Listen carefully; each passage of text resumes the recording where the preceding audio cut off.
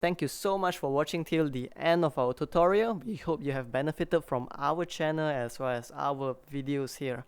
If what we do here has been helpful to you thus far, please help us or support us by pledging to our Patreon, or you could just support us by liking, commenting down below as well as sharing our videos.